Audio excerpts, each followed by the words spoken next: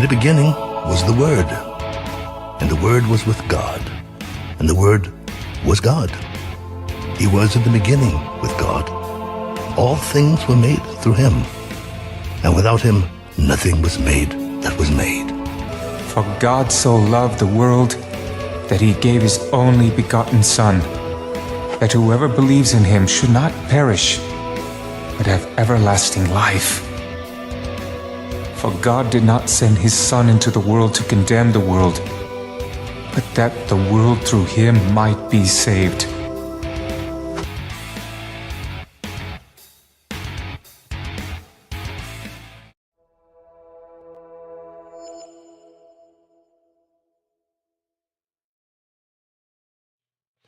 Well, hello, ladies and gentlemen. Welcome to the show. It's Monday Night Bible Study right here on Untethered Live, and I'm your host, Jake Johnson. And tonight, we're in the great book of Psalms, chapter 14, verse 12. That's where we left off. That's where we're going to pick up. How are you? How was your weekend? How was your first day back to work? How was Monday? I know it's Monday. That's all right. It's Monday every time we do this on Monday. Anyway. How are things going? Amanda's first in chat. She gets the gold star. She says, hi, chat. Good to see y'all. Hiya, Jake. How are you tonight? Fantastic. I can't believe how robust my mustache is. Great book of Proverbs. What did I say? Did I say Psalms? I meant Proverbs. Yep, we're in Proverbs. 14:12. Rachel, hey, how are you? How are things? How's the world? Good to see you. Yes, I have a cigarette and a nice hot cup of coffee, and I'm ready to rock and roll. Ready to do some braining. Meh. We were in Psalms so long, almost got used to it.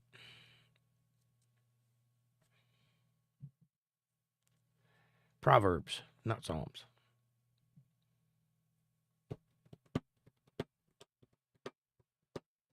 It was a lovely Mother's Day yesterday. Quite a wonderful day today. I can't complain. All things considered, fantastic. Cowboys 8 panel. Happy belated Mother's Day. How are you? Good to see ya. Rachel says, drinking bourbon and took a Percocet. Oh. What I wouldn't give for one of those. Or 5. Oh, so let's see if we can finally get some sleep. Well, don't sleep while we're Bible studying. Amanda says, hi, Cowboys. Bill, welcome to the show. He says, hi, Jake. Ladies. Gotta love a man. Cowboys 8 panel says, great, thanks. Fantastic. Amanda says, hi, Bill. Them old gentlemans. Hard to come by these days. Tip of the hat, hold the door, say hello. Smooth. I like it.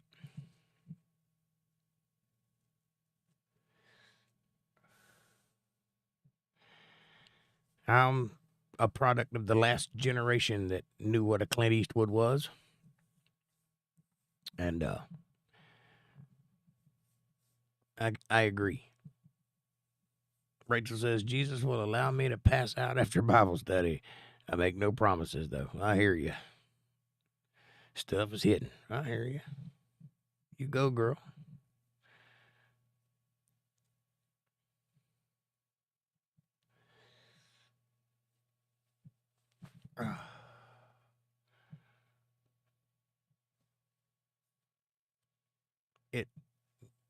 It can be one of those days occasionally.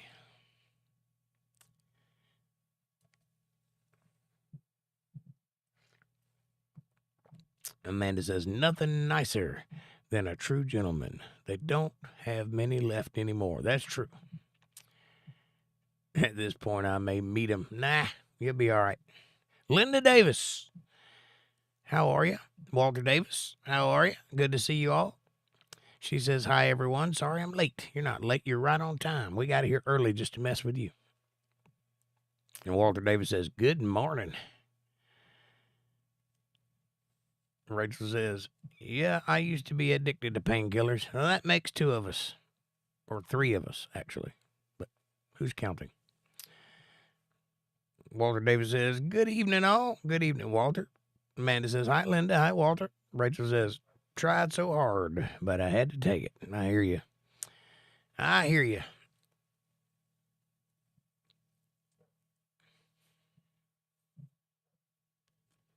Sometimes you just got to go with the flow. I get it. No judgment here. I have those days myself. But you just got to keep pushing forward. Try to make tomorrow the better day. Better than today. That's all you can do. Walter, Linda, how are you guys doing? How's your week starting off?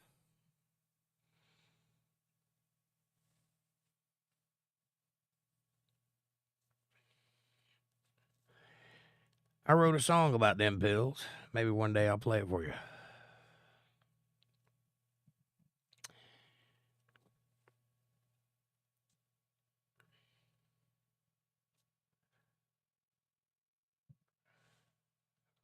I'll be glad to. Actually written a couple of songs about them pills. They're hard to kick.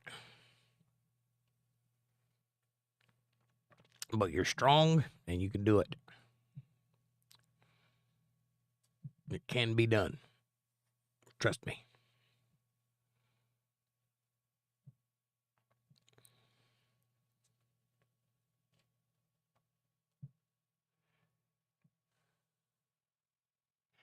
We have got a fantastic read in store for you guys tonight.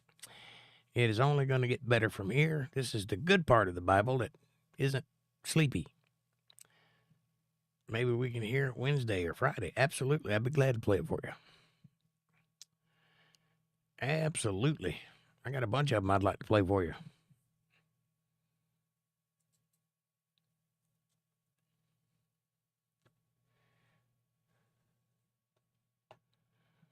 Maybe one day I'll get them all on an album and you can have that one of these days. If they put enough hours in a day, I might be able to get it done. Amanda says, we can remind him Wednesday. That's right. Keep me in line. Keep me straight. Don't let me forget nothing.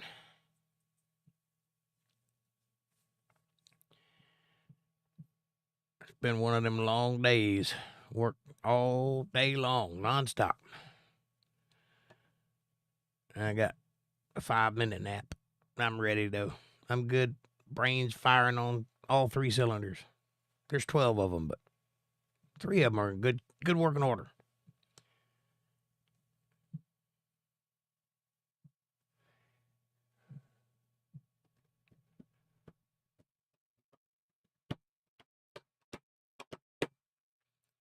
Where? Oh, I forgot. April and them went out of town.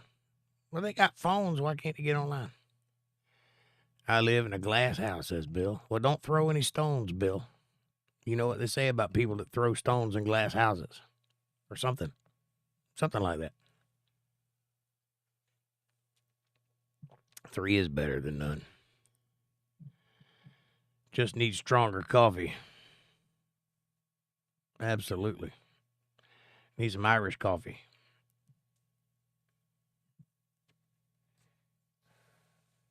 By way of Florida. Hello. Put some bourbon in it. Bourbon wouldn't do me good. Sorry. I got you. I hear you.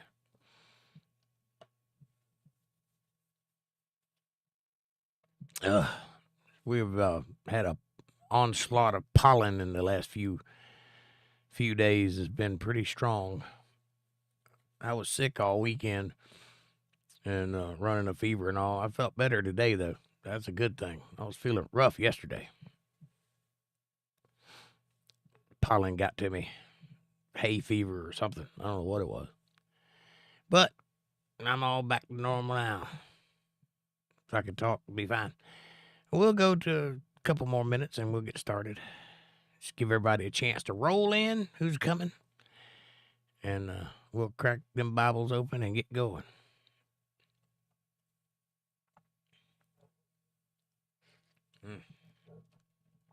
You're never normal. Nope, I'm never normal.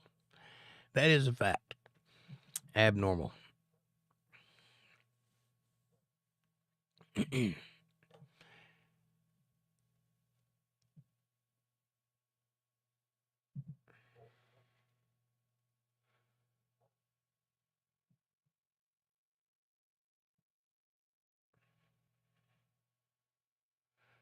Linda says normal is overrated.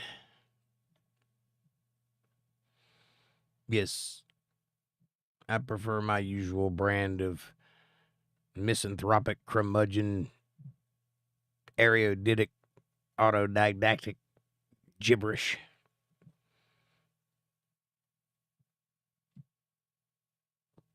Amanda says, very, Linda, very overrated. Rachel says, I'm legit about to pass out. Well, don't pass out. And if you do, make sure there's a pillow under your head.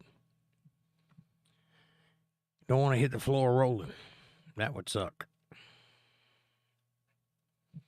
But if you pass out now, you're going to miss all the good stuff because it's just about to get fired up. It's about to get crazy up in here.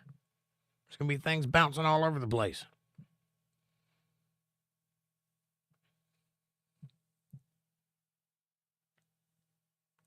About to break out the motor oil and the jumper cables.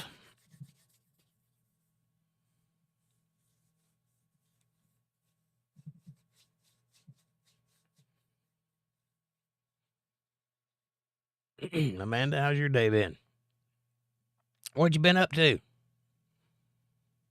Yeah.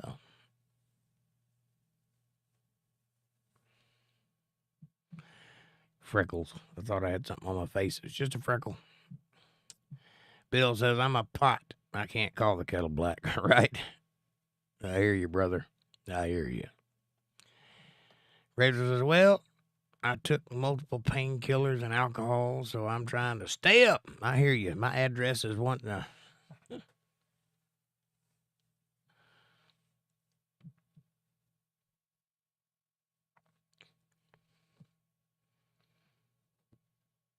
Amanda says, good. We had a bad thunderstorm, and I slept like a baby through it. Yeah, that's good sleeping weather right there, a good thunderstorm. Oh, yeah. Especially if you got a tin roof like I do. Well, partially a tin roof. Half of my house is a tin roof, the other half is shingles, but you can hear it. That's good enough. It's fantastic. I love a good rainstorm. The problem is it don't rain very long here. It rains hard and then it quits. Most of the time. Very rarely does it rain all night. Heavy anyway.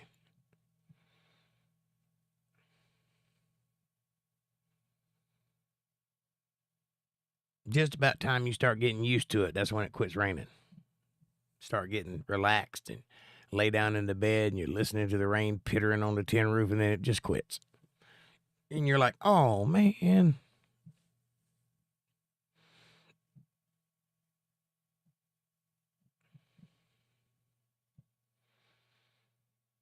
Aluminum awning outside my window and aluminum boat cover. Big raindrops. Yeah. Linda says, I love a rainstorm on a tin roof. Yep, that really gets you in the mood, don't it? For something. Sleeping.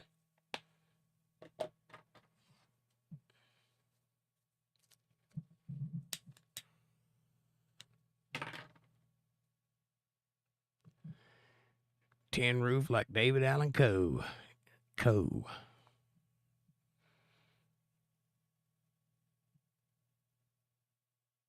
Yep. Amanda says, or a tent. It's crazy, but that sound is satisfying. I wouldn't like to be in a rainstorm in a tent. No. That's way too soggy for my taste. I like to be in the confines of a house where the moisture doesn't go right through my bones. If I'm laying on the ground, even in a tent, it's hell. I don't like that at all.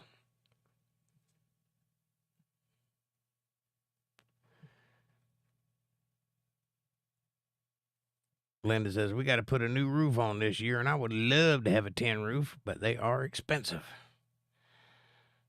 Yeah, I hear you. Yes, they are. Especially if you go for the look, the old zinc look or copper. That's when it really gets expensive. Me, I just go for the old corrugated steel. That works just as fine.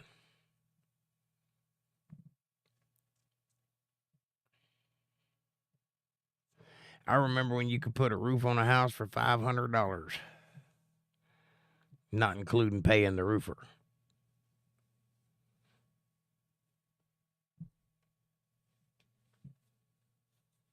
Can't do that no more, though.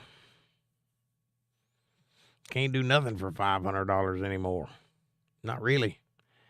A 2x4 costs $3,000. I think. Last time I looked. I saw a meme on the internet the other day. A woman turns to her husband and says, tonight, take me to the most expensive place in town. And the next panel is them sitting in the lumber aisle of the Lowe's. He took her to the most expensive place in town, all right. Nope, says Bill. Can't do it. I did enough roofing in my lifetime, though. I'm done with that. Unless my house needs another roof. I put one on about 10, 15 years ago, so it's got another 5 or 10 years left in it. And then I got to do it again.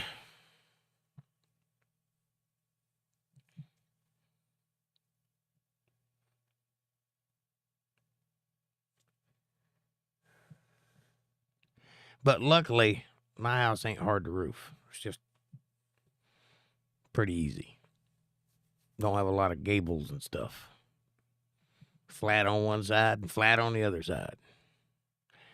I got one chimney to cut around, but that's it. And the other half of the house is tin, so I just slide in a new sheet of tin if I need one.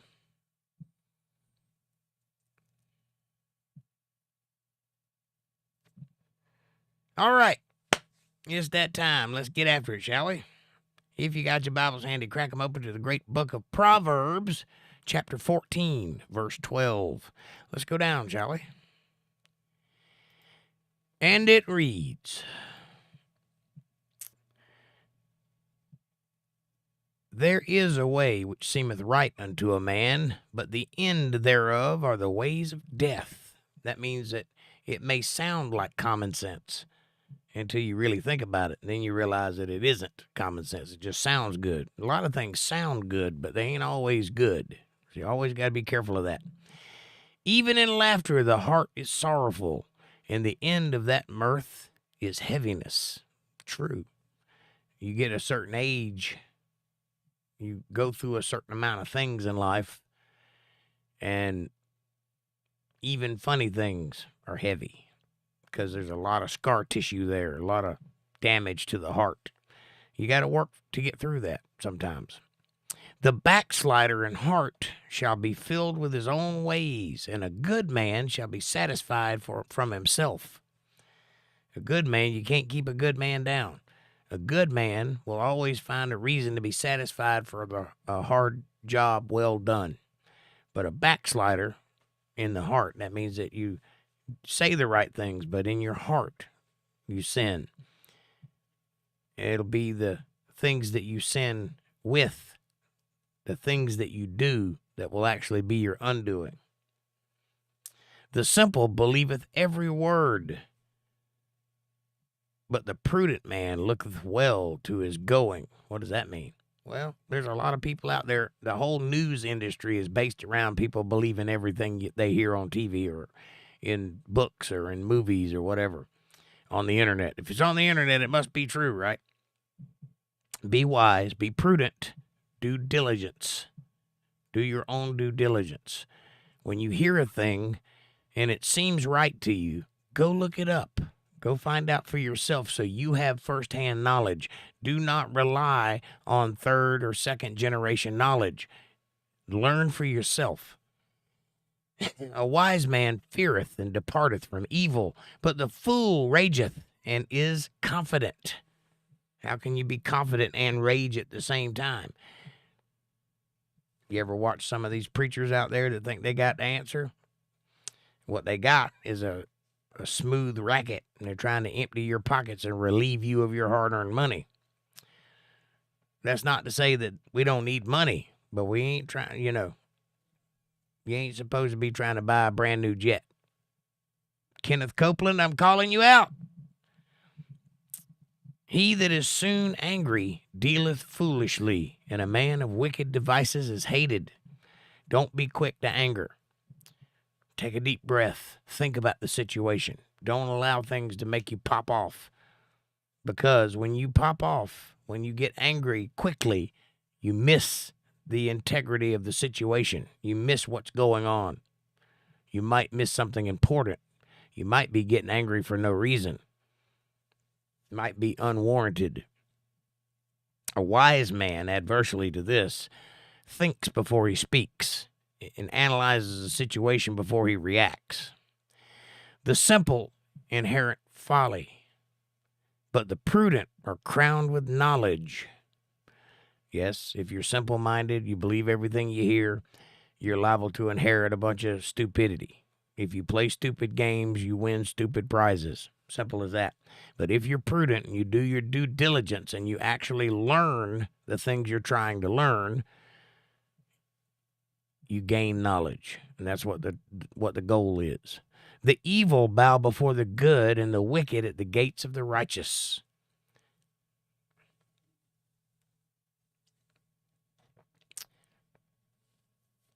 Well, that's just the way it is. Evil will always lose to good because evil is dumb. The poor is hated, even of its own neighbor, but the rich hath many friends. Truer words have never been spoken. You think you got friends now, start giving away money and see how many friends you got. And when you run out of money, that's when you find out who your friends are. When you run out of cash, you learn who you can trust, who you can count on. Or if you need a ride to the airport or you need to move. He that despiseth his neighbor sinneth. Why? Well, because it's one of the commandments. Love thy neighbor. Don't despise your neighbor. But he that hath mercy on the poor, happy is he. Have mercy on the poor. Have mercy all around. Because mercy is love. Do they not err that devise evil? But mercy and truth shall be to them that devise good. In all labor there is profit, but the talk of the lips tendeth only penury. What does that mean? That's I don't remember the exact definition of penury, but basically it's the same word as folly. It's nonsense. Somebody look up the word penury.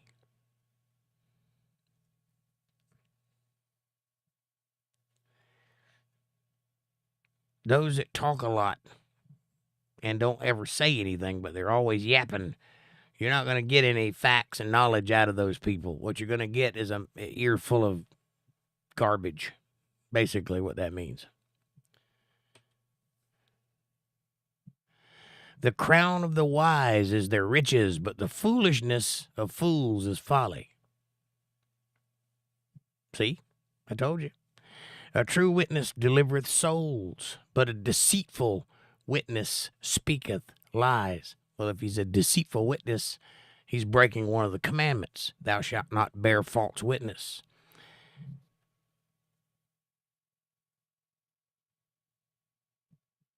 A cramping and oppressive lack of resources, as in money, especially severe poverty. All right, penury means to have no money.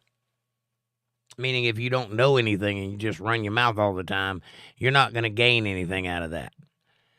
I was thinking about it the wrong way, but basically the same idea. Lisa Reen, what's up? Lisa Reen says, there's 10 people watching and only 5 likes. Come on, people. LOL. Hi, everybody. Busy days at work lately? That is why I am late. Well, that's finally serene. Never stop a person from working. If you're doing the job, you're doing good, and I appreciate that about you. So I don't mind you being late at all, and thank you. And please do hit that like button, everybody. It does help the channel with the algorithm, helps us get recommended to other people, and that's what we want, to expand, to get the message out to more people. In the fear of the Lord is strong confidence, and his children shall have a place of refuge. There's that word Shabbat again, the covering of Christ, the rest under God's wings, the refuge of God. If you fear God, you can have confidence that he will protect you. That's basically what that's saying. The fear of the Lord is a fountain of life, to depart from the snares of death. If you want to live forever, you got to revere the Lord. In the multitude of people is king's honor, but in the want of people is the destruction of the prince.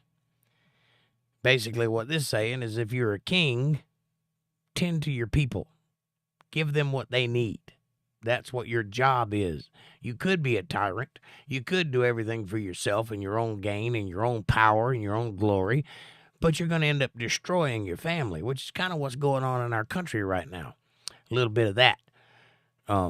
If you are a leader of any kind, tend to the people you're leading. Be their shepherd. Be there to answer their questions. Be there to help them when they need you. And they will take care of you. They will love you. They will cherish you. Be a tyrant, and they will all hate you. And they will never give you 100%. They'll only give you just enough to get you to look the other way. And then they'll quit. And that will be the downfall of your civilization. That's something that our leaders hadn't figured out yet. He that is slow to wrath is of great understanding, but he that is hasty of spirit exalteth folly. It's the same thing I said earlier. Think before you speak. Analyze the situation before you react. Be slow to anger. Quick to results, but slow to anger. Because if you just pop off, you're going to do something that you'll regret later. A sound heart is the life of the flesh, but envy the rottenness of the bones. Don't be envious. That's also a commandment. It's almost like he's telling people, follow the 10 Commandments or this will happen. Don't covet thy neighbor's wife or his things or his ass or anything else he's got, his legs or his shoulders or anything. Don't covet at all. Be happy with what you got. Live within your means. He that oppresseth the poor reproacheth his maker. If you oppress the poor, then you make God angry. But he that honoreth him hath mercy on the poor. If you honor God, you'll have mercy. There's my April Rain. How are you, sweetheart? Good to see you. Happy belated Mother's Day. I hope you and Kevin are doing well.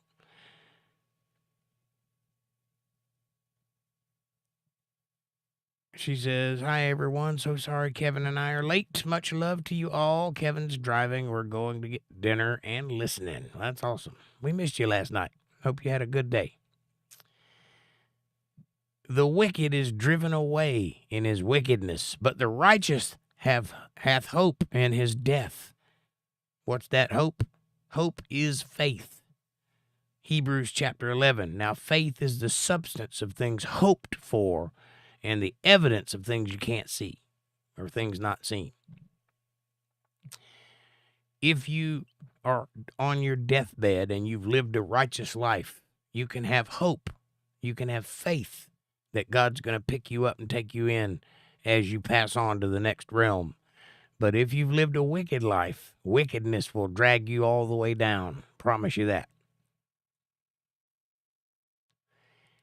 Wisdom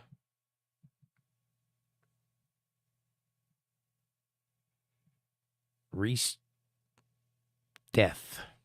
I think that's supposed to say resetteth. Oh, resteth. No, sorry. It resteth. Wisdom resteth in the heart of him that hath understanding.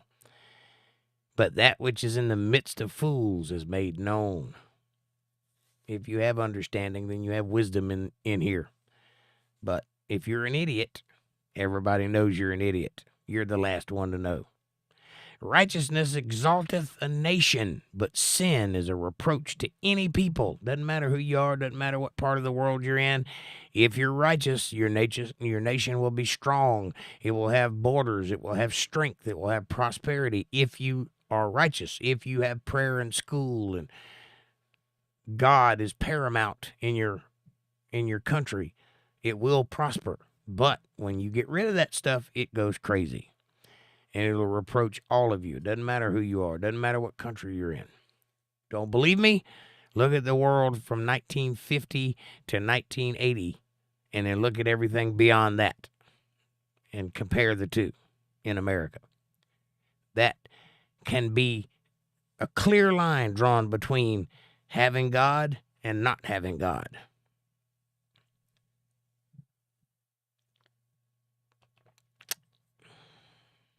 The king's favor is toward a wise servant, but his wrath is against him that causeth shame. Be a wise servant. Don't be shameful to your master or your maker. A soft answer turneth away wrath, but a grievous words stir up anger. Always try to be politically expedient when you answer for something someone's accusing you of. I mean, I don't mean say nothing offensive. What I mean is speak truth. Speak directly to the point. Speak softly. Don't bow up.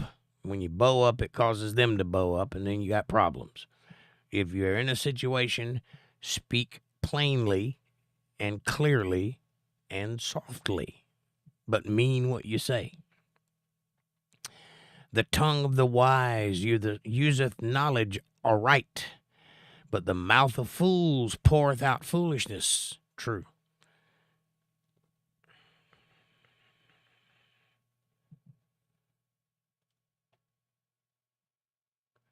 The eyes of the Lord are in every place. How many places?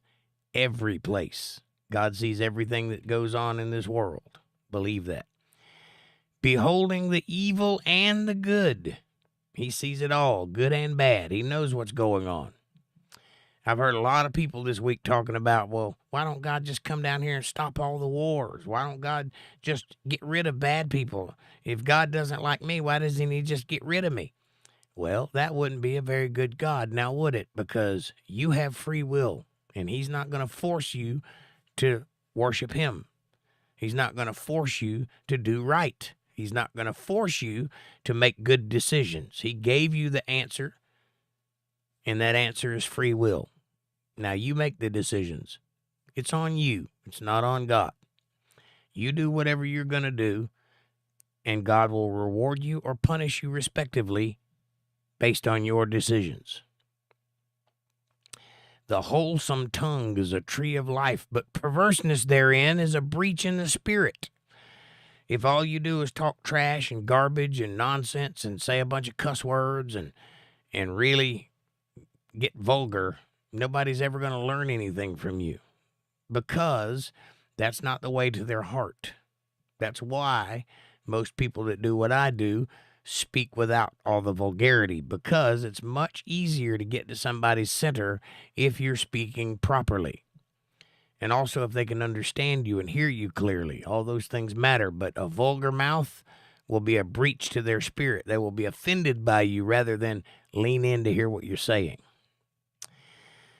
A fool despiseth his father's instructions, but he that regardeth reproof is prudent. If you appreciate the punishments your father's put on you, or the chastisement, because it has instructed you to be a better human being, if you can appreciate that, if you can see the value in that,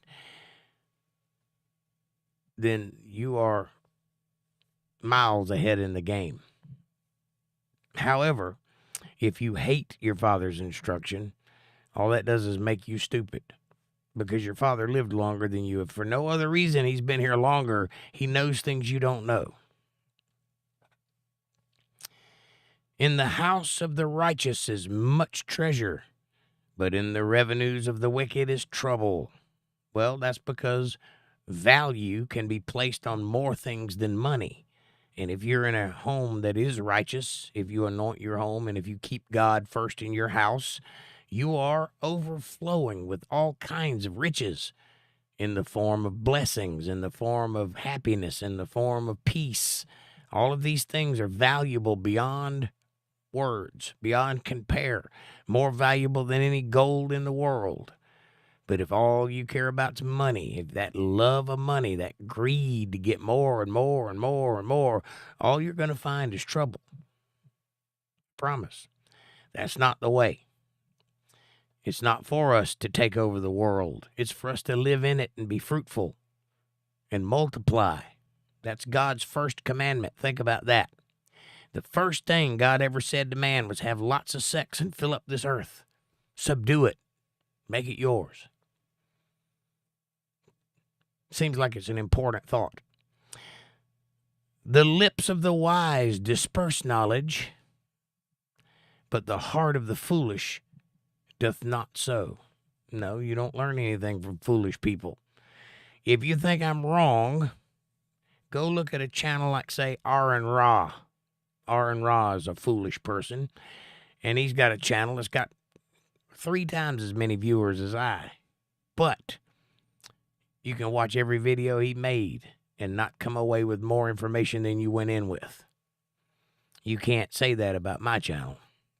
That's got to be worth something in the long run. The sacrifice of the wicked is an abomination to the Lord, but the prayer of the upright is his delight. You could sacrifice all day long as a wicked person, and God will not accept that sacrifice because you choose to be wicked. That sacrifice is in vain. You don't mean that. You're just doing it because that's what you're supposed to do. Not because you mean it, not because you actually want repentance.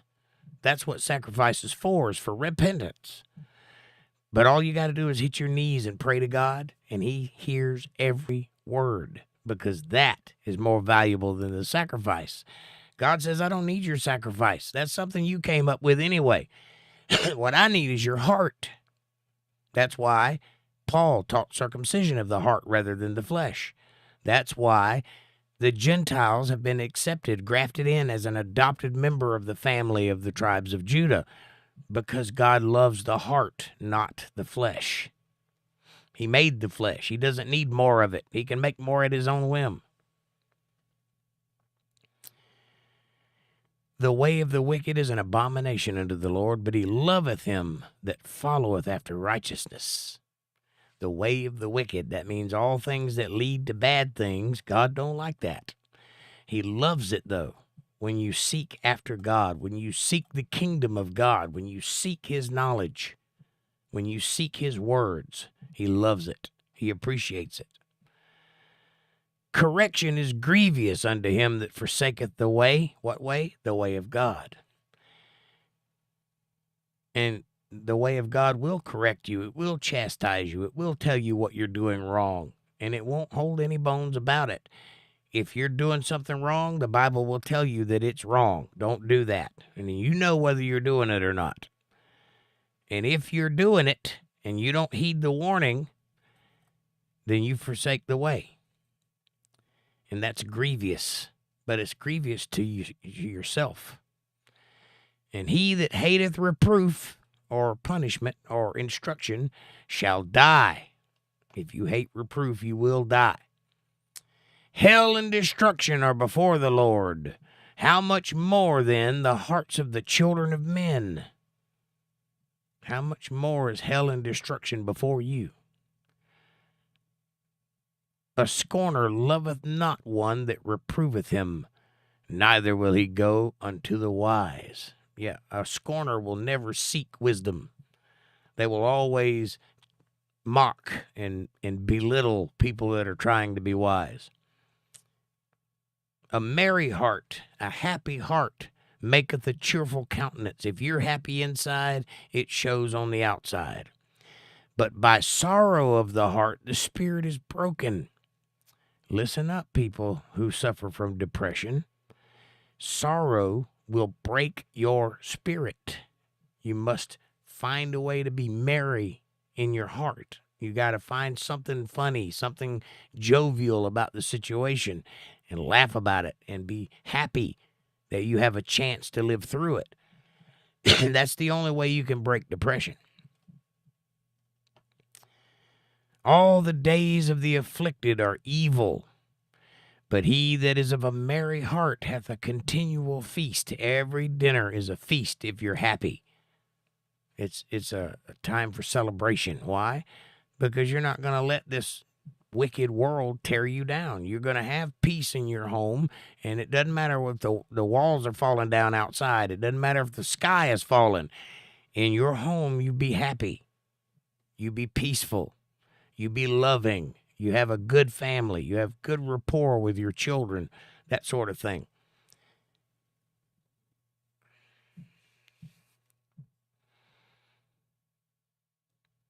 The heart of him that hath understanding seeketh knowledge, but the mouth of fools feedeth on foolishness. Once again, I recommend you check out R and Ra's channel to hear the mouth of foolishness firsthand. All the days of the afflicted are evil, but he that is of a merry heart hath continual feast. Better is little with the fear of the Lord than great treasure and trouble therewith. It's better to have just a little bit, just enough to get by with. It's better to have just enough to get by on if you fear the Lord, if you revere the countenance of God and the presence of him in your life, than if you have all the treasure in the world and see nothing but trouble because God's not there. It's okay if you are rich, not saying that, but it's better to have just enough if you have God, because God will provide all the riches that you lack. Better is a dinner of herbs where love is than a stalled ox and hatred therewith. You ever had a nagging woman at the dinner table, or a hateful man that's brung home all the troubles of his day to the dinner table? That's not a very happy existence. If all you got to eat is salt soup, that's better if it was served with love and that you feel rest when you come home, if you feel peace when you come home. That's better than a big platter of steak with all this going on.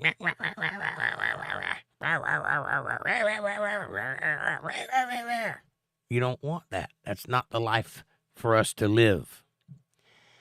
A wrathful man stirreth up strife.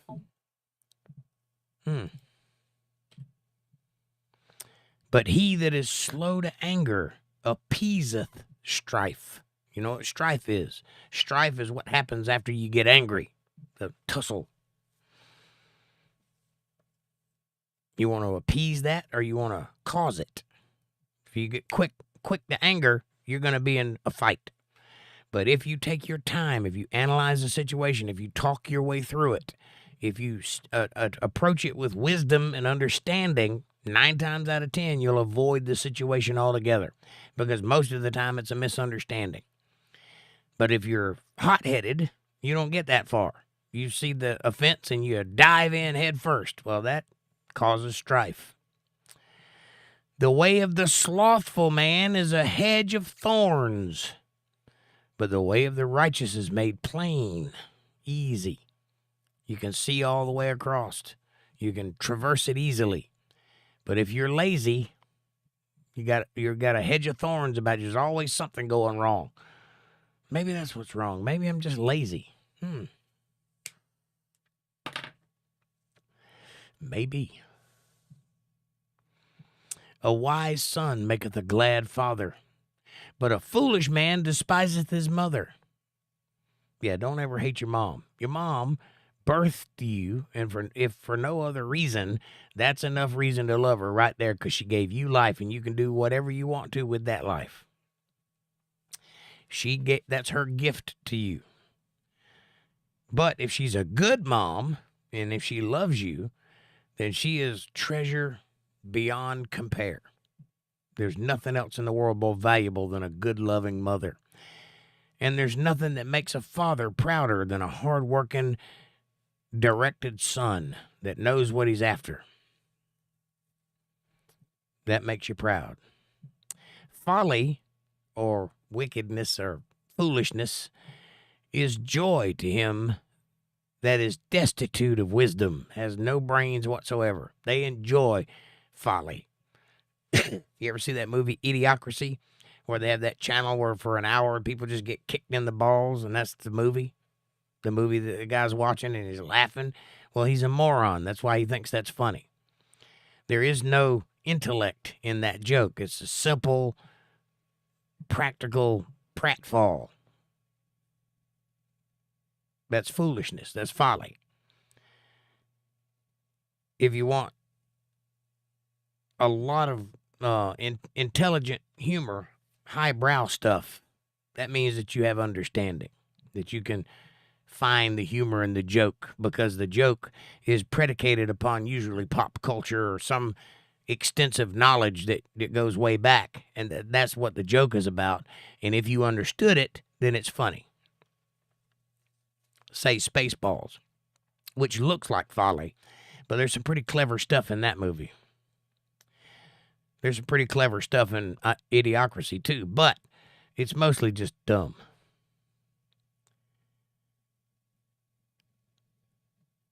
A man of understanding walketh uprightly, head held high, because he understands the world he inhabits.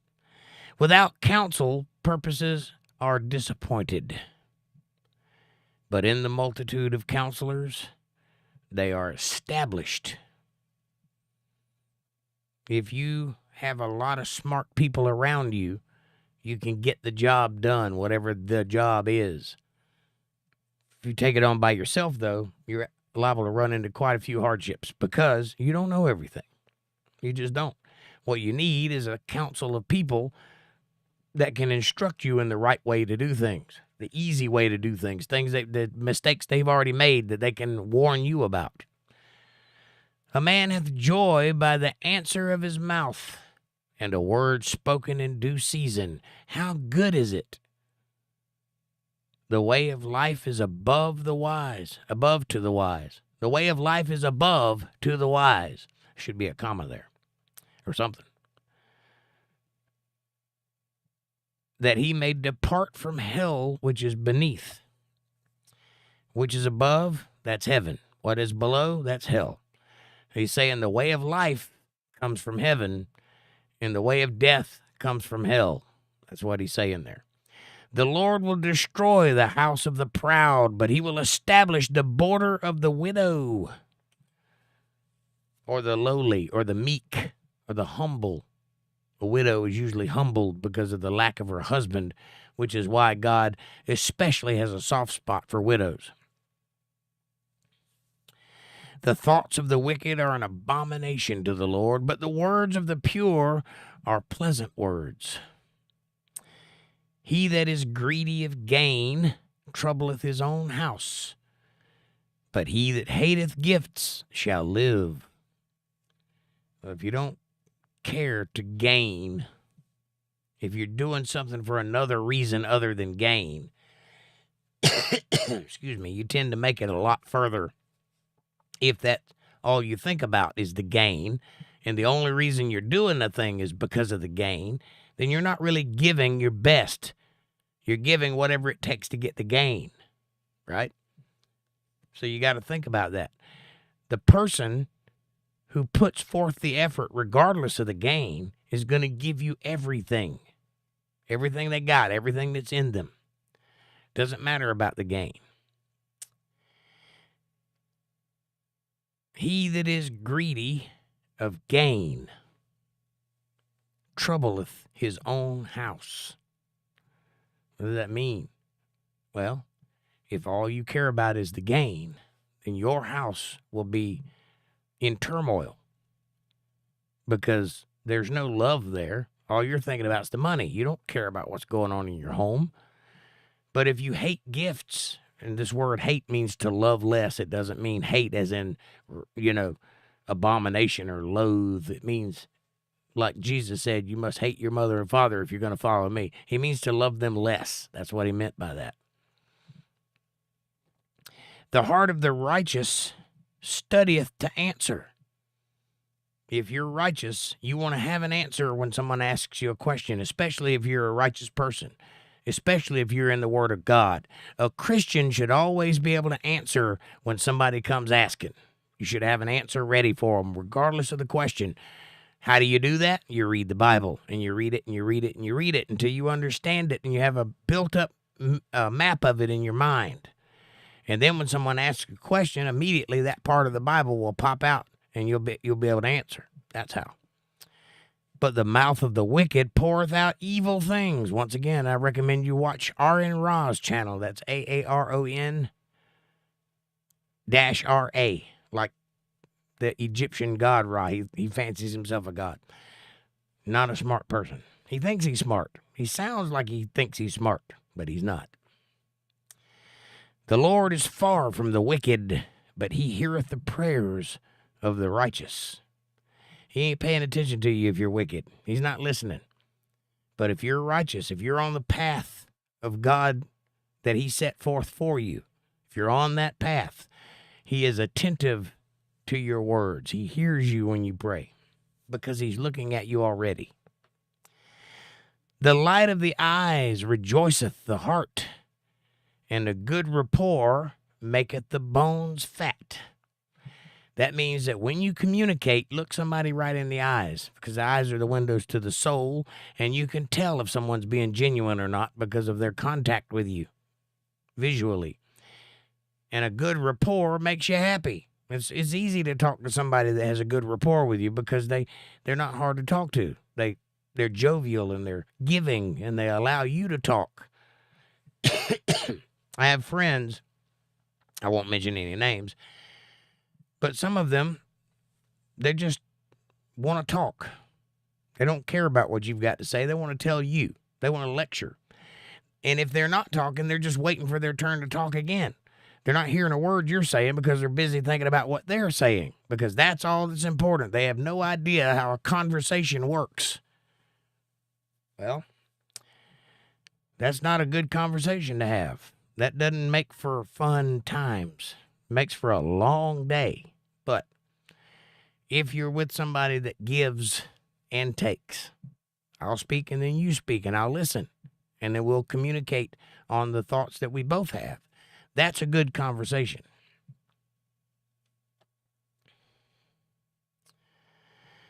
The ear that heareth the reproof of life abideth among the wise. Well, life has a way of teaching you right from wrong. Just the experience of living, just being out there, going through the motions, you'll learn a lot of things. A lot of wisdom will come just from being struck down by life. That'll make you wise. He that refuseth instruction despiseth his own soul, but he that heareth reproof getteth understanding. When you allow yourself to be instructed or chastised when you make a mistake, if you take that and internalize it, you gain understanding from it. You learn from your mistakes. But if you hate being instructed, if you don't like it when people call you down, if you don't like it when somebody knows something you don't know, you're not doing your soul any good. None whatsoever, because you don't know everything. I don't care how smart you are. A child will say something that will baffle your mind if you ain't paying attention. Trust me on that.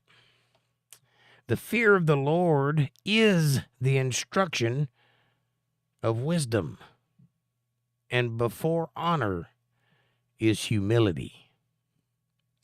You want wisdom? It starts with the fear of the Lord. That's reverence, not terror. But if you revere the Lord your Father, you put him first in your life, and all things go beneath God, you begin to find wisdom. And then you got to humble yourself, because being wise will make you feel like you're the man, make you feel like you're the smartest person in the room. Don't act that way, though. Humble yourself before the Lord. That's where the honor comes from. The preparations of the heart in a man and the answer of the tongue is from the Lord. Where do these things come from that I tell you? Not from me. I'm just a dude. I'm just a middleman. I'm just a reporter. I'm just reporting on the good news. I pray before every show, and I ask the Lord to put in my mouth the things I need to say and give me the understanding for the things I need to understand. And every show he does. And sometimes I say things I didn't even know I knew. It just happens because I'm not the guy. He's the guy. I just have the channel. I'm the conduit. That's it. So the preparation of the heart and the words of the tongue come from the Father. All the ways of a man are clean in his own eyes, but the Lord weigheth the spirit. Doesn't matter if you think you're good. What matters is what your spirit produces, the fruit of your spirit. God weighs your spirit. He knows what's heavy on it and what isn't. He doesn't listen to your words. He doesn't ask you if you're righteous. He weighs your spirit, and he knows whether you're righteous or not. Commit thy works unto the Lord, and thy thoughts shall be established. I'm living proof of that. I've committed this channel to the Lord, and I do it every week without fail. And I am established. Now, I don't have a lot, but I have enough. That's all I've asked for. I didn't ask to get rich. I asked to be where I was needed. That could mean a lot of things, but I believe I am where I'm needed. The Lord hath made all things for himself. Why are you here? Why does this world exist? The answer in Proverbs 16:4. The Lord made all things for himself. Yea, even the wicked for the day of evil. What? God made wicked? Yes. Why? Why did God make wicked things? Because without darkness, light has no value. Light doesn't mean anything in the absence of darkness. It's just there. It has no value. It doesn't do anything. It only shines when there's a dark spot. You understand? Without wickedness, good has no meaning. It's not a choice if there's only one choice. It's not free will if you can't make the wrong choice. And you can't make the wrong choice if the wrong choice isn't available.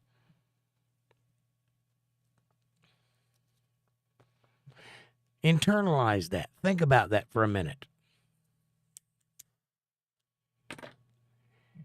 I know it seems rather sparse, that answer. Like it should be more than that.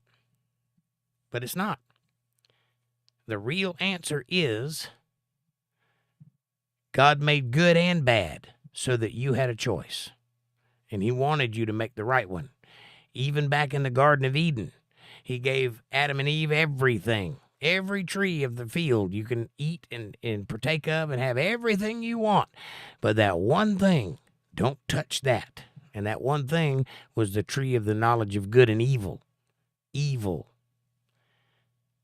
That tree is symbolic of Satan.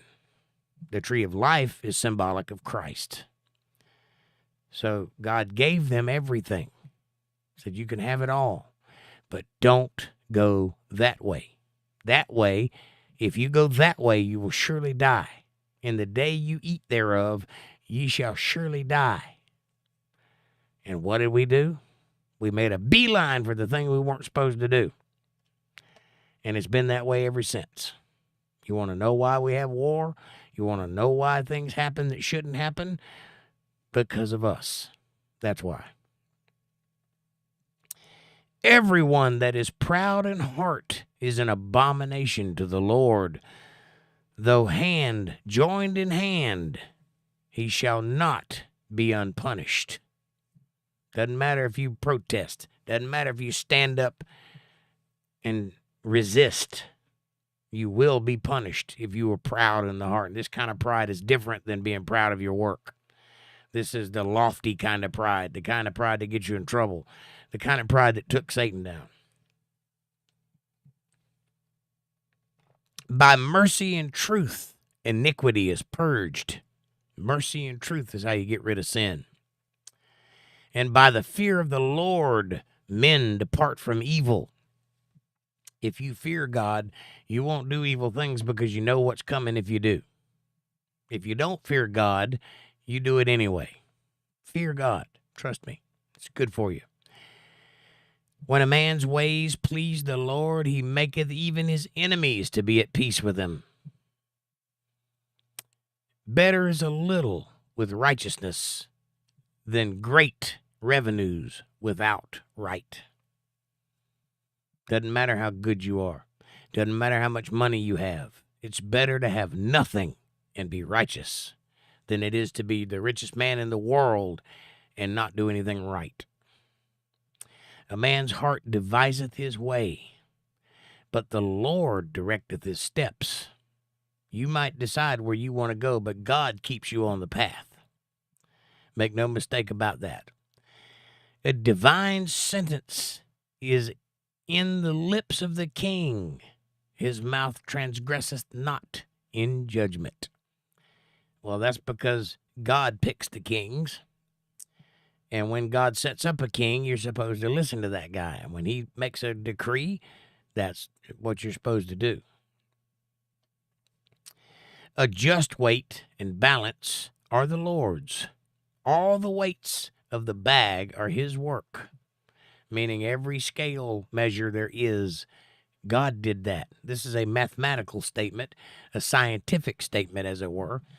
You can apply this to math. You can apply it to algebra. You can apply it to all kinds of things, biology. You can apply it all over the place. The weight and the balance is God's work. He did that. These are what's called intrinsic values. Whether you're here or not, they still exist. 2 plus 2 equals 4, whether there are people or not. Right? The laws of the universe function whether people exist or not. They work. That's the way things are. This is a language of the divine. These are things that don't pertain to men. They are not things that we came up with. We didn't invent math. We just figured it out. But it's always there. Everything is mathematical. And that's what that statement means. It is an abomination to kings to commit wickedness. For the throne is established by righteousness, because God picks the kings. Therefore, if you disobey a king, you are disobeying God by way of his king, which is why kings are supposed to be lofty. We have had our share of tyrant kings. Don't make the mistake of thinking they're not human, but if they are functioning like they're supposed to be functioning, like David or Solomon or whatever in their early days, then things prosper because that's how God designed it. Righteous lips are the delight of kings, and they love him that speaketh right. Of course they do. Everybody loves somebody that speaks right, especially kings, because they get their information from people. The wrath of a king is as messengers of death, but a wise man will pacify it. Yeah, because if the king comes down on you and you got some answer for him, that'll cool his jets. But if you don't have an answer for it, you're liable to lose your head. It's what happened with Daniel. He had an answer for the king. So the king listened. That's what happened with Joseph. He had an answer for the king, and the king pulled him out of prison and made him number 2 over all of Egypt. He was second only to Pharaoh. He had all the power because he had an answer for the king.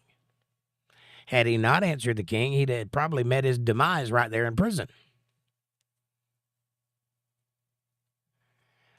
In the light of king's countenance is life, and his favor is as a cloud of the latter rain. What is the latter rain? The latter rain is when Jesus returns. You got the former rain and the latter rain. That's the coming of Christ and the second coming of Christ. That's the allegory. And that's what he's referring to here. The second rain, the latter rain. His favor is just like when Christ returns and gives you favor. That's allegorious, but what that means is that if you gain the favor of the king, you're sitting pretty. How much better is it to get wisdom than gold? A lot better, because you can find more gold if you're smart. And to get understanding, rather to be chosen than silver. The highway of the upright is to depart from evil. The road you're on should be headed straight away from evil. He that keepeth his way preserveth his soul. Whose way? God's way. Pride goeth before destruction. Pride goeth before the fall. It always has. It always will. That kind of pride is not good. That's conceitedness, loftiness, self-centeredness, arrogance. That kind of pride ain't good. God doesn't like that. He likes it when you're proud of your work. That's not the kind of pride we're talking about. Pride goeth before destruction, and an haughty spirit before the fall. Don't let your spirit get too lifted up. Don't get too big for your britches, is what my mama used to say. You're getting too big for your britches, boy. And to knock you down a peg or two off the rungs of the ladder that I'm climbing up upon. Better is it to be of an humble spirit with the lowly than to divide the spoil with the proud.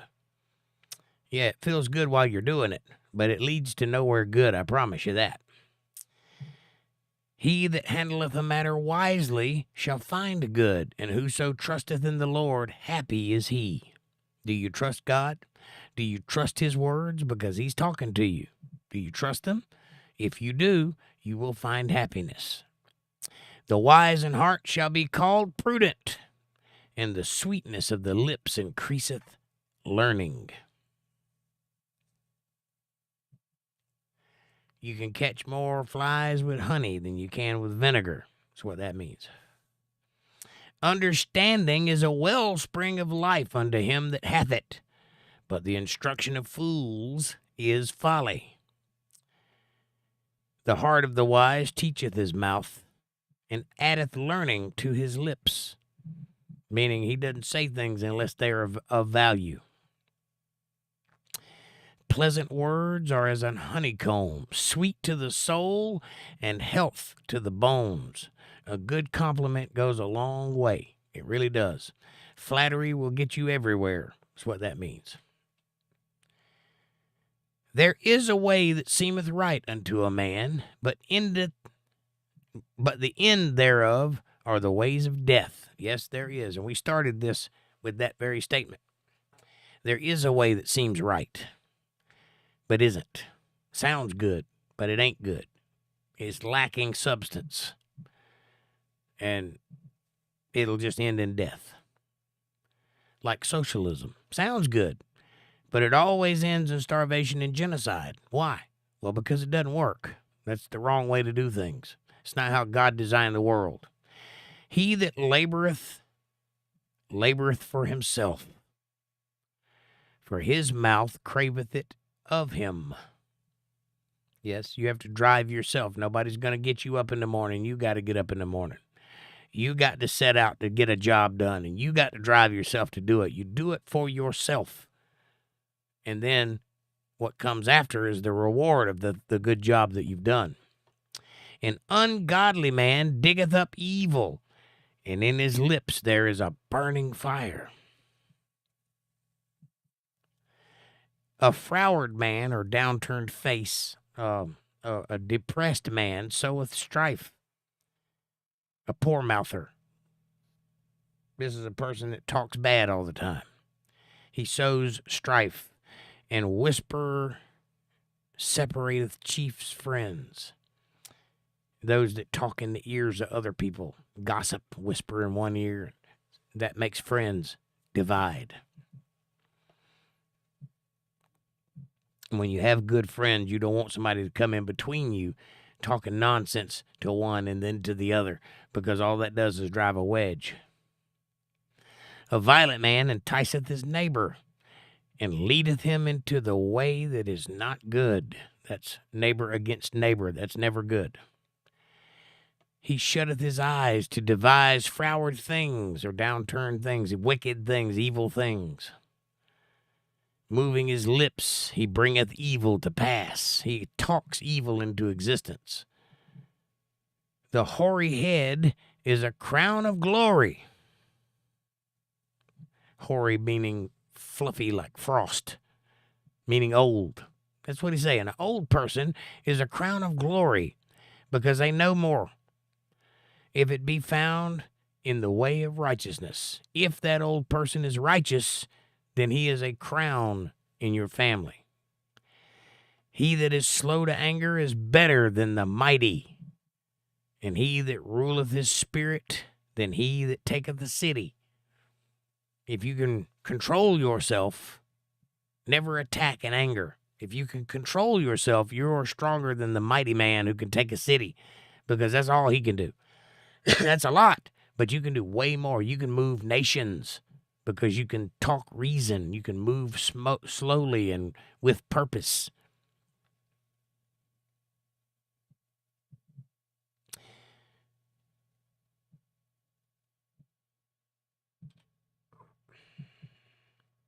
The lot is cast into the lap. This is a game they used to play. I think it's called Purr. I can't remember exactly, but I think that's what it's called. But it's a gambling game. Casting lots is a gambling game. And you like roll a dice in your lap or on the floor at your feet. But the whole disposing thereof is of the Lord. He doesn't like gambling. So this is what he's saying is you cast lots into your lap, but God gets rid of that game. He doesn't like it. Better is a dry morsel and quietness therewith than an house full of sacrifices with strife. Yeah, it's better than that you eat a dry, hard piece of bread as long as you're quiet and peaceful. But if you're in a house full of racket, people everywhere bickering back and forth, even if you got a big spread, that's not nearly as good as that quiet piece of bread. A wise servant shall have rule over a son that causeth shame, and shall have part of the inheritance among the brethren. If you're a servant, and you see a member of the family that you're serving acting out, then you control that child. You get in and you do your job. You make sure that kid is on the right path, and the master will bless you for it. That's what that's saying. This is an old book, so it's talking about things that are no longer applicable in this vein. But you can apply that to anything. You can apply it to your job. You can apply it to everyday life. If you are serving someone, then you handle the situations around them and make it so that they have a pleasant service. Then they will bless you for it. The fining pot is for silver. That's that thing that you put in the river and shake around and you get the little pieces of hunks and gold out of it. That's what a fining pot is. It's for sifting through dirt to find silver hunks. The fining pot is for silver and the furnace for gold, but the Lord trieth the heart. Remember my doctrine of iron, where I talk about how you get iron and turn it into a sword and all the damage that has to come between those two things? That's what God does to your spirit. He does it to your heart. He tries you. He will punish you. He will crumble you. He will crush you. He will put weight on you to see what you're made of. And he will turn you into a better human being in the long run. A wicked doer giveth heed to false lips, and a liar giveth ear to a naughty tongue. Interesting. Whoso mocketh the poor reproacheth his maker. Leave the poor alone. They're doing the best they can do. He that is glad at calamities shall not be unpunished. If you take delight, it's called schadenfreude. If you take delight in someone else's pain, you will be punished for that. God doesn't like that. Children's children are the crown of an old man. The glory of the children are their fathers. That's grandchildren, children's children. Yes, grandchildren are the delight of an old man because he sees that his seed has gone into the future and that there's generational wealth there and that they're going to go forward. That makes an old man proud. But likewise, that old man is pure gold to those children because he got them there.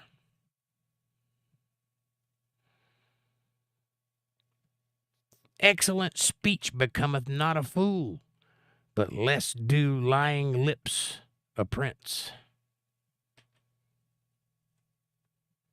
Yep. A gift is as a precious stone in the eyes of him that hath it. Whithersoever it turneth, it prospereth. Yes, it's always good to give a gift because the person you're giving it to will cherish it and it will make them prosper. Speaking of gifts, we do have a super chat button in the chat if you want to use it. And also hit that like button and subscribe and share. And if you are so inclined, hit that join button and follow us into the nether regions of the Untethered Live world. Learn things you didn't know you could know. He that covereth a transgression seeketh love, but he that repeateth a matter separately separateth very friends. Yeah, if you go around gossiping about something that you ain't got no business talking about, all you're going to do is drive a wedge between very good friends.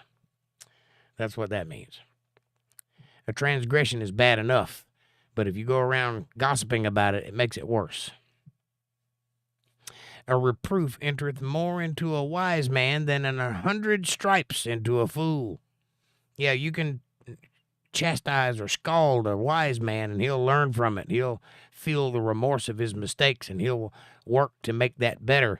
But you could beat a fool half to death and he still won't learn anything. That's what that means.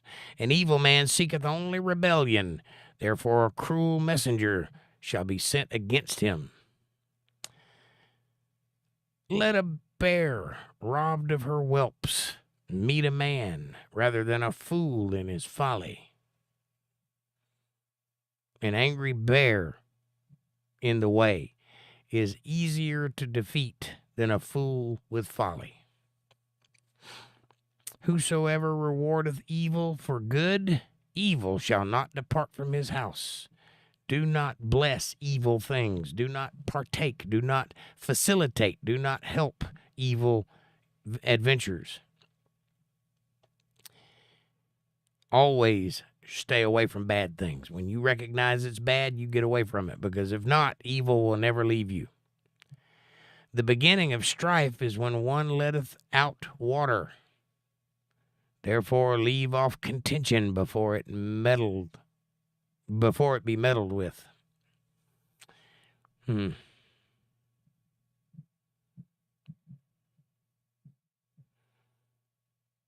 other words, the beginning of strife, if you allow that to continue, it will spill out. Like if you're letting water out of something, it starts off as a trickle, but then it bursts forth with all the pressure of the water pushing behind it until it's gone. Therefore, leave the contention alone. Don't keep things going that shouldn't be kept going. Let it die down. Because if you meddle with it, it's going to spew forth like letting out water. He that justifieth the wicked, and he that condemneth the just, even they both are an abomination to the Lord. That's what's going on in New York right now. Justifying the wicked and condemning the just. That's an abomination to God. I wonder what he's going to have to say about that. Oh, thank you, April, for the $9.99 super chat. Appreciate you very much. April says, thanks, Jake. I love you, true. I'm going to get off here because we're about to eat now. May God bless you all. I love you all so much. I'm going to hang in here and listen, though. All right, sweetheart. Well, enjoy your dinner. Have fun, and thank you for the super chat. I'm about to wrap it up anyway. Just going to go a couple more minutes.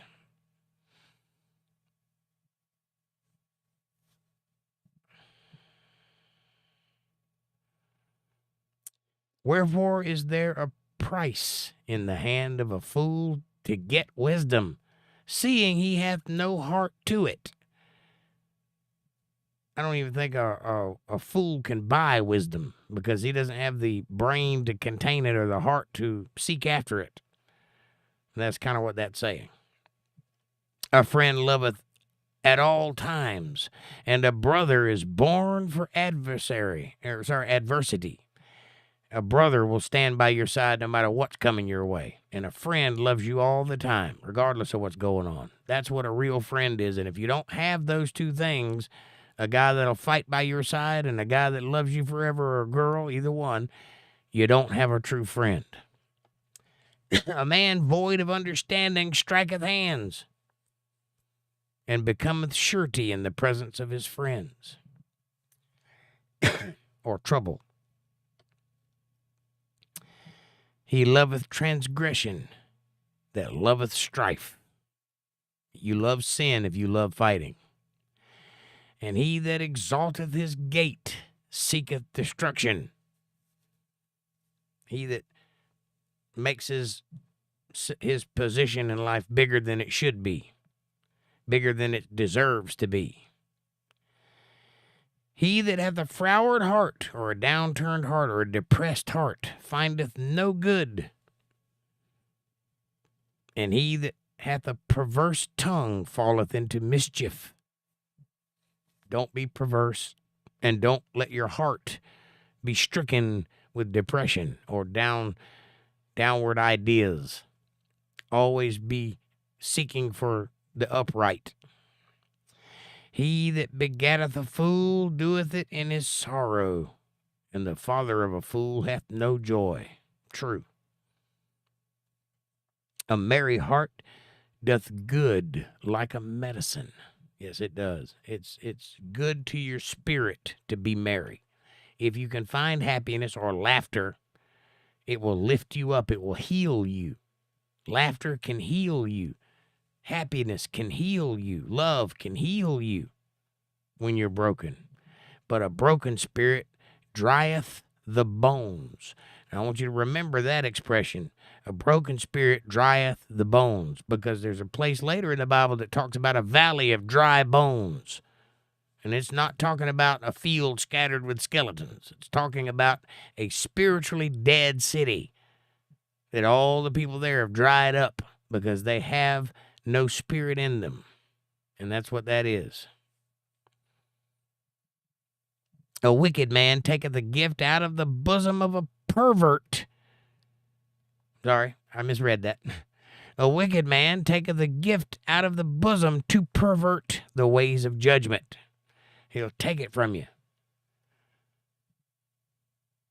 Wisdom is before him that hath understanding, but the eyes of a fool are in the ends of the earth. That's because they're not focused on what's right in front of them. They're looking all over the place for anything they can corrupt, but they're not looking right in front of them. A foolish son is a grief to his father, and bitterness to her that bare him. True. You don't want a foolish kid. You want a wise child that is obedient and works hard for what he believes in. You do not want a foolish child, because that is a curse. It's bitterness to the father. It's bitterness to the mother and grief to the father. There's a lot of that going on in the world today. But it's also partially the parents' fault, too, for not raising that child with a little intelligence.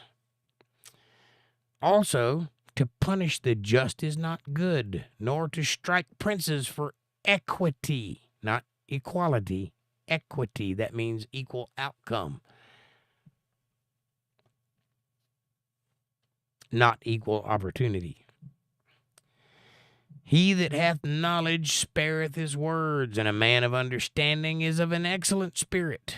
You got to be lifted up. You got to be happy at all times if you're of understanding, because you know why you're here, which is more than the wicked know. If you have knowledge, you spare your words. You speak only what needs to be spoken to make the understanding come across. You don't overinflate your sentence structure, because that isn't going to make it where nobody understands what you're saying. Don't talk too much is what I'm saying. Even a fool, when he holdeth his peace, is counted wise. And he that shutteth his lips is esteemed a man of understanding. Yeah, if you just don't say anything at all, people will perceive you as a person of understanding. They will assume you know what's going on.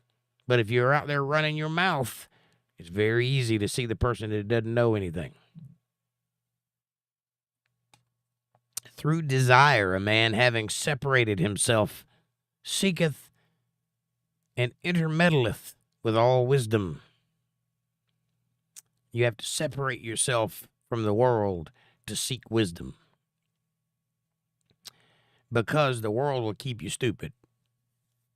The world is operating on stupidity. If you want wisdom, you have to go to where it's at.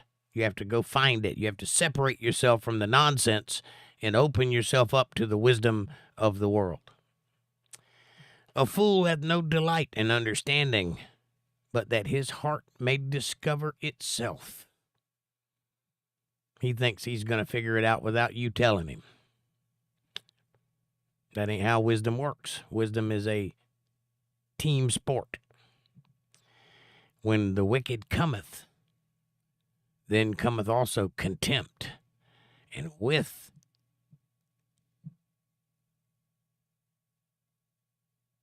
don't know what that word is. Ignominy? Ignominy? I'm going to have to look that word up.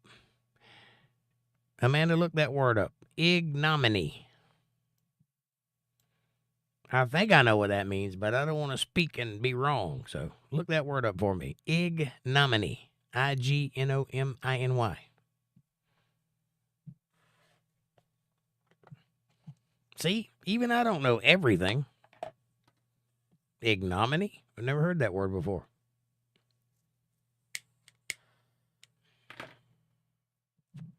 We will find out, though. The words of a man's mouth are as deep waters, and the wellspring of wisdom as a flowing brook. True. It'll come out of you like a flowing brook. Sometimes you just start talking and you just keep right on talking. It'll come right out of you, because that's wisdom talking, not you. It is not good to accept the person of the wicked to overthrow the righteous in judgment. It's not good. That's what's going to happen at the end when the Antichrist claims to be God. A lot of people are going to accept that guy as God, even though he's not. Public shame or disgrace, the ignominy of being imprisoned. The ignominy. Ignominy.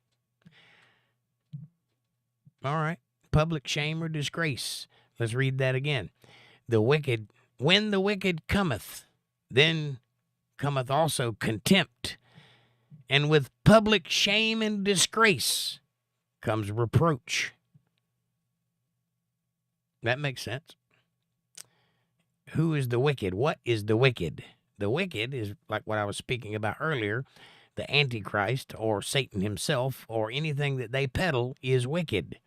And when that comes, everything that is just listed there comes with it. You will not find any good coming from the wicked.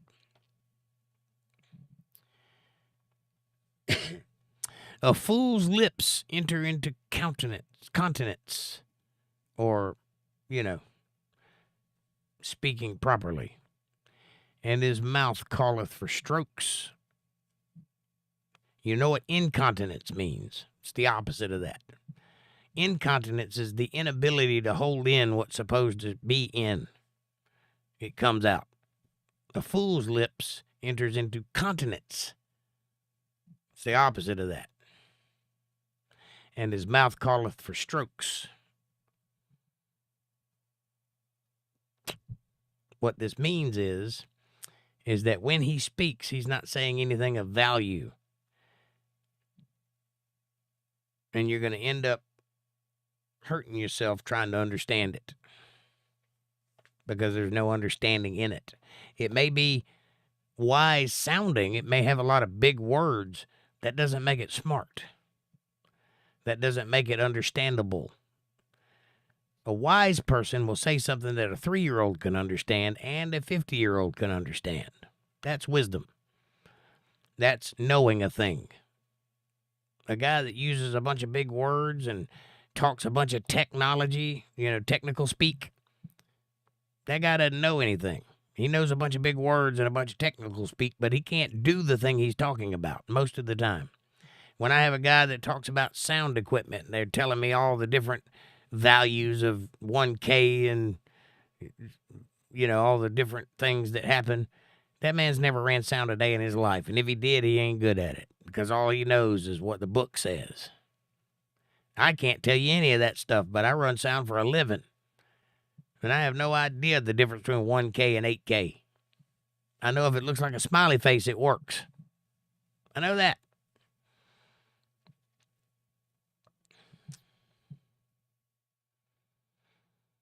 A fool's mouth is his destruction, and his lips are the snare of his soul.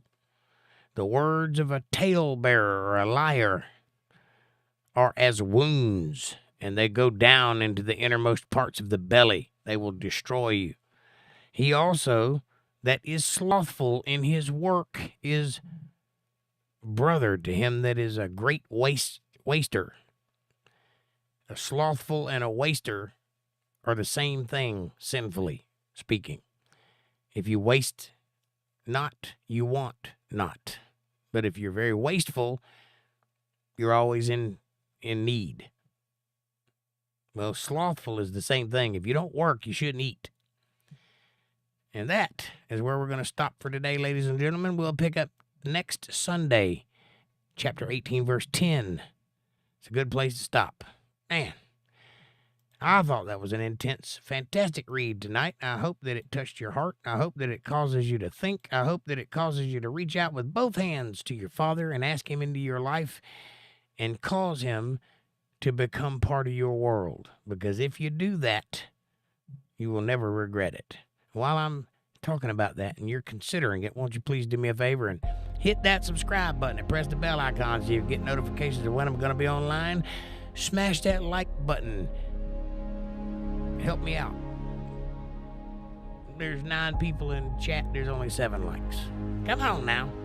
Share this video with somebody you love. Better yet, share it with somebody you don't love. Bring them into the family. Make them part of the fold. Be part of their solutions, not part of their problems. Leave a comment down below. Let me know what you're thinking about.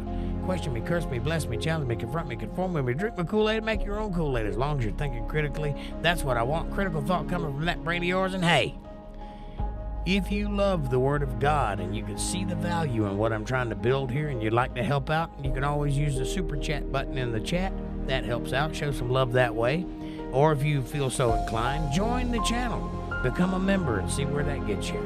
But if you want to do a little something more substantial, or if you feel led to send your tithes, offerings, or love offerings, you can do that for this humble ministry at paypal.me/jakejohnsonband. Or if you're a Cash App user, $ Jake Johnson Band. Every little bit helps. It's a win-win. It's a blessing to me. But it's a blessing to you too, because God, he notices these things. Now, I will do everything in my power to be worthy of that support, and I will answer all your questions and comments as I always do right now. All right.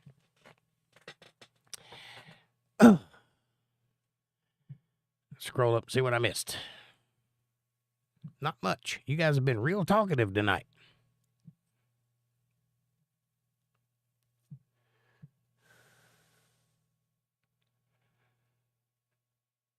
Amanda says, nothing nicer than a true gentleman.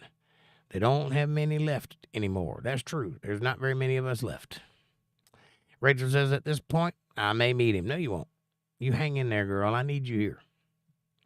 Linda says, hi, everyone. Sorry I'm late. Walter says, good morning. Rachel says, yeah, I used to be addicted to painkillers. That makes 3 of us. Walter says, good evening, all. Amanda says, hi, Linda, and hi, Walter. Rachel says, tried so hard, but had to take it. I hear you. Keep pushing those pills. Please do play the song that you wrote about pills on Wednesday. I will. Maybe we can hear it on Wednesday or Friday, says Linda. And Rachel says, pills and prayers, right? Amanda says, we can remind him on Wednesday. And Rachel says, 3 is better than none. True. Bill says, I live in a glass house, but don't throw any stones. Amanda says, just need stronger coffee. Facts. Rachel says, put some bourbon in it. If that would work, I would. I got you. I hear you. Amanda says, oh, I agree. 100%. Bourbon does wonders, says Rachel. Amanda says, you never normal, Jake. Well, thanks for the compliment. I do take that as a compliment, actually. I pride myself on abnormality. Linda Davis says, normal is overrated. Very, Linda, says Amanda. And Rachel says, I'm legit about to pass out. Did you pass out? Amanda says, LOL, smiley faces. I'd like to see that. Bill says, I'm a pot. I can't call the kettle black. Me too, buddy. Me too. Rachel says, well, I took multiple painkillers and alcohol, so I'm trying to stay up. Right? Good luck. Amanda says, good. Had a bad thunderstorm and I slept like a baby. Right through it. That must have been when I asked you how was your day. Amanda says, aluminum awning outside my window and aluminum boat cover. Big raindrops, right? Linda says, I love a rainstorm on a tin roof. Amen, sister. Amanda says, yes, Linda. Bill says, tin roof like David Allen Coe. Had a 410 rifle and a Bowie knife too. Red man tobacco and I like to chew. We counted cars as the trains go past, and if that ain't country, I'll... Amanda says, or a tent. It's crazy, but that sounds satisfying. Linda says, we have to put a new roof on this year, and I would love to have a tin roof, but they are expensive. Any roof is expensive, says Amanda. Linda says, true, Amanda. Bill says, nope. Let's get her done, says Amanda. I'm working on it. Amanda says, cramping and oppressive lack of resources, as in money, especially severe poverty. That's that first word we didn't know. Lisa Reen says, 10 people watching and only 5 thumbs up. Come on, people. LOL. Hi, everyone. Busy day at the work. Lately, that's why I'm late. Well, we're glad you're here. Hi, Lisa Reen, says Amanda. You're good, Lisa Reen. Thanks. Linda Davis says, hi, Lisa Reen. And April says, hello, everyone. So sorry, Kevin and I are late. Much love to you all. Kevin's driving. We're going to get dinner, and I'm listening. Excellent. Amanda says, hi, April. And April says, dinner. I got it the first time. Walter Davis says, Mom's going full tilt about Johan. Who's Johan? April says, hi, Amanda, Walter, Jake, much love. Hey, April, good to see you, sweetheart.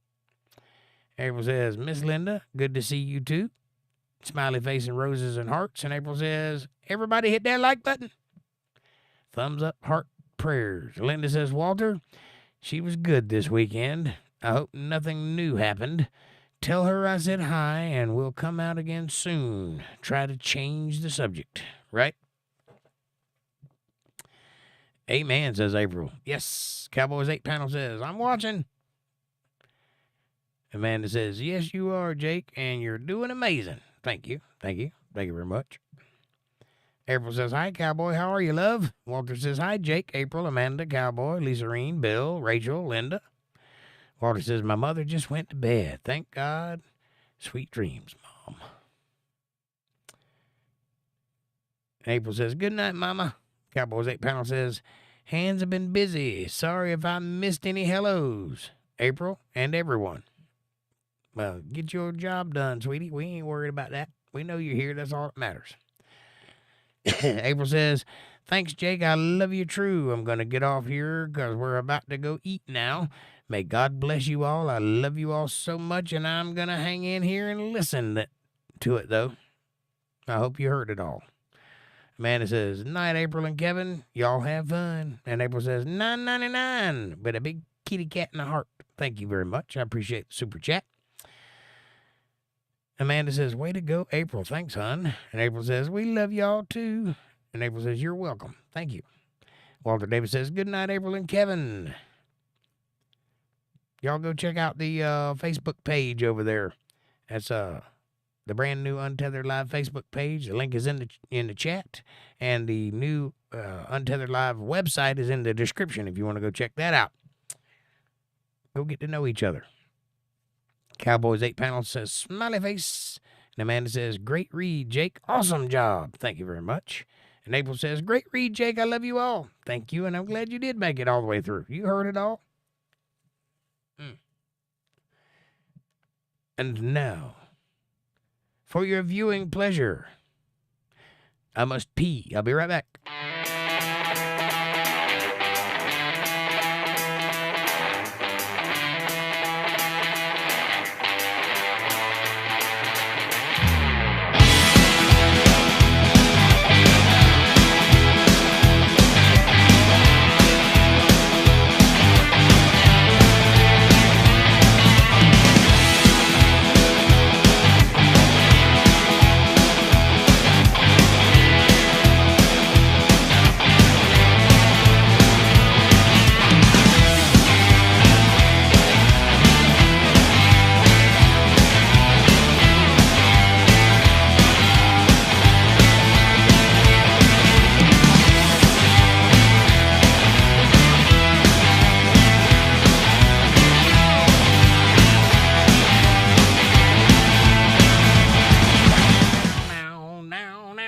I'd be back. Here I am. I'm back. That cup of coffee got to you finally? Yes, it did. I had to go. Whew. I've been drinking coffee since I got home. That's what happens when you're live, folks. Sometimes you just gotta pee. Very professional, I know. Cowboy says, banjo. Bang, bang, bang, bang, bang, bang, bang, bang, bang. Questions, comments, criticisms, catharses. Catchatangas. What you got for me? I know it feels like I just blasted through that, but I did because I'm tired. But I'm here with bells on.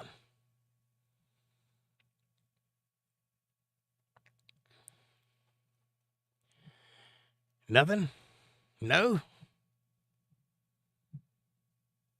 It's 10 o'clock anyway. It's time for bed. I should have just ended there, but I didn't realize it was already 10 o'clock. I thought it was like 9:30. All right.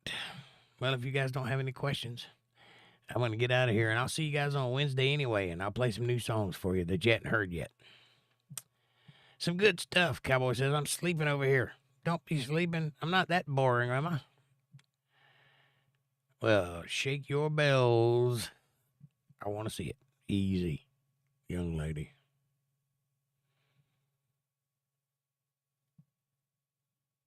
Bells. She said bells.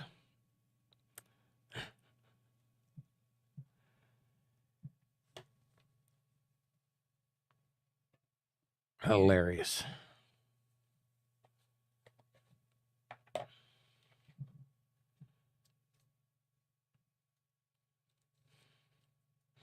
You were great. Just tired. I know. Me too.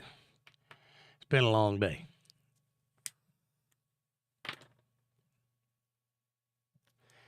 But I will survive.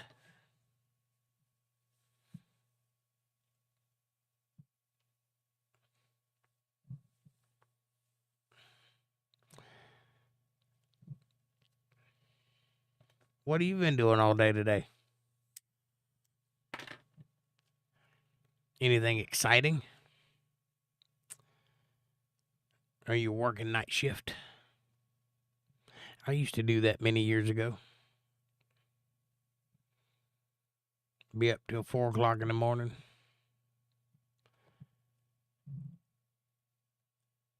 I did that for many years, actually. Work all day and play all night.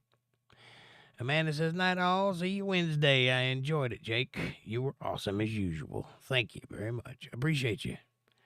Means a lot. But now I must retire.